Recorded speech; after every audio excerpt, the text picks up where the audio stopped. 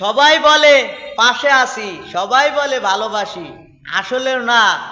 আপনি বিপদে পড়ে দেখেন, বিপদের সময় বন্ধু বান্ধব কেউ পাশে থাকবে না।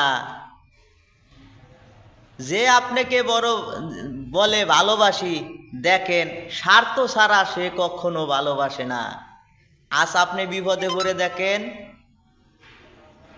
বিপদের সময় একমাত্র পাবেন বাপ মা।